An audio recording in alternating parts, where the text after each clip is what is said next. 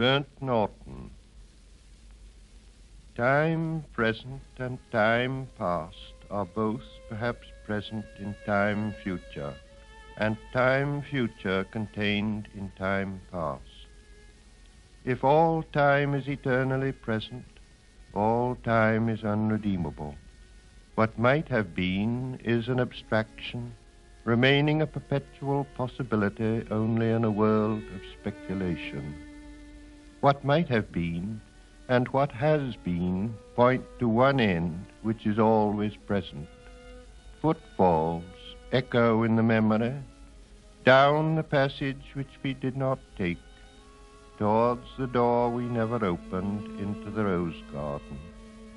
My words echo thus in your mind. But to what purpose? Disturbing the dust on a bowl of rose leaves, I do not know. Other echoes inhabit the garden. Shall we follow? Quick, said the bird, find them, round the corner, through the first gate, into our first world. Shall we follow the deception of the thrush? Into our first world. There they were, dignified, invisible, moving without pressure over the dead leaves, in the autumn heat, through the vibrant air, and the bird called, in response to the unheard music hidden in the shrubbery, and the unseen eye-beam crossed, for the roses had the look of flowers that are looked at. There they were, as our guests, accepted and accepting. So we moved, and they, in a formal pattern, along the empty alley into the box circle, to look down into the drained pool. Dry the pool, dry concrete, brown-edged, and the pool was filled with water out of sunlight, and the lotus rose, quietly, quietly. The surface glittered out of heart of light, and they were behind us, reflected in the pool. Then a cloud passed, and the pool was empty. Go, said the bird, for the leaves were full of children, hidden excitedly, containing laughter. Go, go, go, said the bird. Humankind cannot bear very much reality. Time past and time future, what might have been and what has been, point to one end which is always present. Garlic and sapphires in the mud plop the bedded axle tree. The trilling wire in the blood sings below inveterate scars, appeasing long-forgotten wars. The dance along the artery, the circulation of the lymph, are figured in the drift of stars, ascend to summer in the tree. We move above the moving tree, in light upon the figured leaf, and here upon the sodden floor below, the boarhound and the boar pursue their pattern as before, but reconciled among the stars. At the still point of the turning world, neither flesh nor fleshless, neither from nor towards, at the still point there the dance is, but neither arrest nor movement. And do not call it fixity, where past and future are gathered. Neither movement from nor towards, neither ascent nor decline. Except for the point, the still point, there would be no dance, and there is only the dance.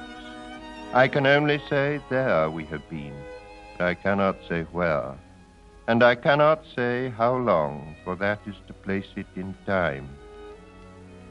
The inner freedom, from the practical desire, the release from action and suffering, release from the inner and the outer compulsion, yet surrounded by a grace of sense, a white light still and moving, Erhebung without motion, concentration without elimination, both a new world and the old made explicit, understood in the completion of its partial ecstasy, the resolution of its partial horror.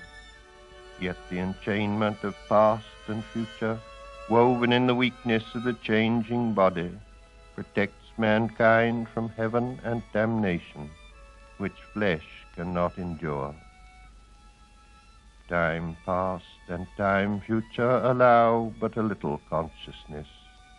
To be conscious is not to be in time, but only in time can the moment in the rose garden, the moment in the arbor where the rain beat, the moment in the draughty church at Smokefall be remembered, involved with past and future. Only through time, time is conquered. Here is a place of disaffection, time before and time after in a dim light, neither daylight investing form with lucid stillness, turning shadow into transient beauty with slow rotation suggesting permanence, nor darkness to purify the soul, emptying the sensual with deprivation, cleansing affection from the temporal, neither plenitude nor vacancy, only a flicker over the strained, time-ridden faces, distracted from distraction by distraction, filled with fancies and empty of meaning, humid apathy with no concentration, men and bits of paper, whirled by the cold wind that blows before and after time, wind in and out of unwholesome lungs, time before and time after, irritation of unhealthy souls, into the faded air, the torpid, driven on the wind that sweeps the gloomy hills of London, Hampstead and Clerkenwell, Camden and Putney, Highgate, Primrose and Ludgate. Not here the darkness in this twittering world. Descend lower, descend only into the world of perpetual solitude, world not world, but that which is not world, internal darkness, deprivation, and destitution of all property, desiccation of the world of sense, evacuation of the world of fancy, inoperancy of the world of spirit. This is the one way, and the other is the same, not in movement, but abstention from movement, while the world moves in appetency on its metalled ways of time past and time future. Time and the bell have buried the day. The black cloud carries the sun away. Will the sunflower turn to us? Will the clematis stray down, bend to us? Tendril and spray clutch and cling. Chill fingers of you be curled down on us. After the kingfisher's wing has answered light to light and is silent, the light is still at the still point of the turning world. Words move, music moves only in time, but that which is only living can only die. Words after speech reach into the silence. Only by the form, the pattern, can words or music reach the stillness as a Chinese jar still moves perpetually in its stillness. Not the stillness of the violin while the note lasts, not that only, but the coexistence, or say that the end precedes the beginning, and the end and the beginning were always there, before the beginning and after the end, and all is always now. Words strain, crack, and sometimes break, under the burden, under the tension, slip, slide, perish, decay with imprecision, will not stay in place, will not stay still.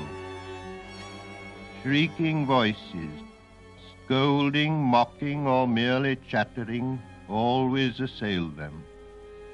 The word in the desert is most attacked by voices of temptation, the crying shadow in the funeral dance, the loud lament of the disconsolate chimera. The detail of the pattern is movement, as in the figure of the 10 stars. Desire itself is movement, not in itself desirable. Love is itself unmoving, only the cause and end of movement, timeless and undesiring, except in the aspect of time, caught in the form of limitation between unbeing and being. Sudden in a shaft of sunlight, even while the dust moves, there rises the hidden laughter of children in the foliage. Quick now, here, now, always. Ridiculous, the waste sad time, stretching before and after.